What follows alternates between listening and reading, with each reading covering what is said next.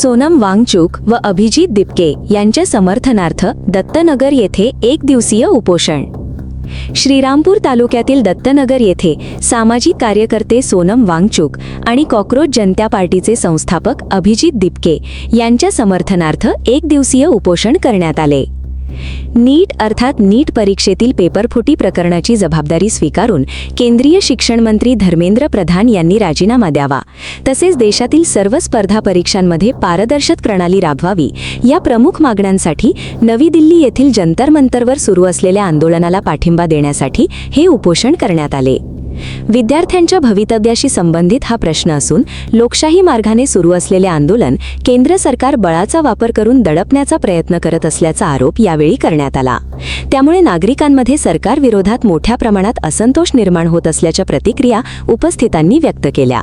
विद्यार्थ्यांच्या भवितव्यासाठी आणि परीक्षा व्यवस्थेतील पारदर्शकतेसाठी जागरूक नागरिकांनी एकत्र येऊन लोकशाही मार्गाने लढा देण्याचे आवाहनही यावेळी करण्यात आले. या एक दिवसीय उपोषणाला आमदार हेमंत ओगले, नगराध्यक्ष करणदादा ससाणे आणि काँग्रेसचे जिल्हाध्यक्ष सचिनभाऊ गुजर यांनी प्रत्यक्ष उपस्थित राहून पाठिंबा दिला. यावेळी जिल्हा परिषद सदस्य बाबासाहेब दिघे, प्रेमचंद्र कुंकुलोळ, माजी सरपंच सुनील शिरसाट, भीमशक्तीचे जिल्हाध्यक्ष संदीप मगर, ग्रामपंचायत सदस्य राजेंद्र मगर, शहाजान बागवान, किरण खंडागळे, पोपट पठारे, संजय बोरगे, संदीप बागुल, राजेंद्र खाजेकर, विशाल पठारे, पोलीस पाटील राजू गायकवाड, बौद्धाचार्य राहुल पठारे, मुख्याध्यापक सुनील जगताप यांच्यासह अनेक मान्यवर आणि ग्रामस्थ उपस्थित होते. तसेच बबनराव माघाडे, रमेश मकासरे, मनोजकुमार वैराळ, CS बनकर, नजीरभाई शेख, राधाकिसन वाघमारे, इंद्रजित गायकवाड, डॉक्टर सुधीर ब्राह्मणे, विश्वास भोसले, भगवान सरोदे, दिलीप त्रिभुवन, सचिन ब्राह्मणे, हिरामण जाधव, राजू जगताप मिस्त्री, किरण साळवी, सुभाष अमोलिक, डॉक्टर आदित्य जगताप, विभीषण गायकवाड, विजय जगताप, निलेश गायकवाड, चंद्रकांत त्रिभुवन, सुनील वाघमारे, स्वानंद बागले, अरुण बागुल, शैलेश गायकवाड, राजू त्रिभुवन, बाबासाहेब दुशिंग, विश्वास साळवे, चेतन सातदिवे, प्रदीप कदम, सागर जगताप, राजकुमार माघाडे, पंकज थोरात, राजू सोजवळ आदींसह ग्रामस्थ मोठ्या संख्येने उपस्थित होते. उपोषणकर्ते PS निकम, रवी अण्णा गायकवाड आणि प्रदीप गायकवाड यांनी उपस्थितांचे आभार मानले. सामाजिक कार्यकर्ते सोनम वांगचुक व कॉकरोच जनता पार्टीचे प्रमुख अभिजित दिपके यांच्या पाठिंब्यासाठी एक दिवसीय उपोषण या ठिकाणी आपण सर्वजण बसलेलो आहोत. अतिशय महत्त्वाचा आणि चांगला उपक्रम होता.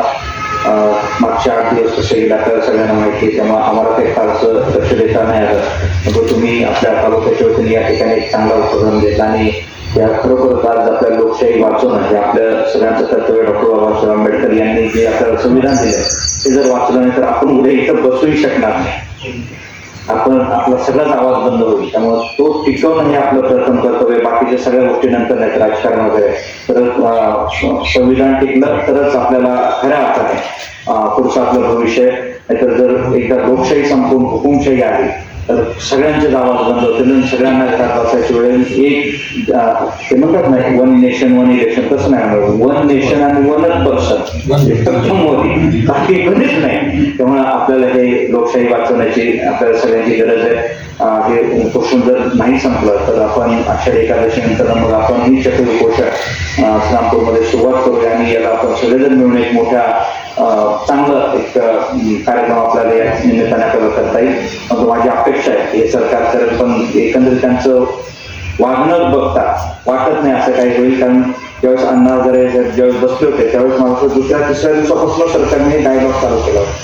ज्यावेळेस सुटलं नाही त्यावेळेस शेवटी मग आपले तत्कालीन मुख्यमंत्री देवेंद्र देशमुख साहेब यांना पाठवून उपोषण सोडलं होतं. यांना उपोषण सोडायचं नाही, यांना डायरेक्टली माणूस मेला तरी चालेल, आम्हाला काही त्या गोष्टीशी घेणं देणं नाही अशा पद्धतीने चाललंय. एक मंत्री जो सरांना माहिती आहे जवळपास 1.5 कोटी मुलांचं भवितव्य मागच्या 10 वर्षात या लोकांनी बर्बाद केलं. इतके पेपर फुटतात तरी पण यांना तो मंत्री धर्मेंद्र प्रधान त्याच्या मंत्र्याचा राजीनामा यांना घेऊ वाटत नाही. काँग्रेसचं सरकारवर छोटीशी काही गोष्ट झाली तर आपल्याला माहिती की अशोक चव्हाण साहेबांचा राजीनामा घेतला, सुरेश कलमडे साहेबांचा राजीनामा घेतला, त्या DMKच्या त्यांनी याच्यावर कानी मोदी त्यांचा राजीनामा घेतला. केंद्रीय मंत्र्यांना जेलमध्ये ठेवलं छोट्या छोट्या आरोपावर. ही ती लोकशाही होती, लोकांचा आवाज ऐकला जायचा. परंतु इथं काहीच राहिलेलं नाही. त्यामुळे या लोकांना आपल्या तालुक्याने चांगला निर्णय घेतला, परंतु याचा मेसेज बाहेर जाणं गरजेचं आहे. हे लोक नको. आपल्या सगळ्यांना शुभेच्छा. या उपोषणाला आपल्याला पाठिंबा देतो आणि सर आपल्या तब्येतीची काळजी घ्या. एवढंच सांगतो आपल्या लोकांना. धन्यवाद.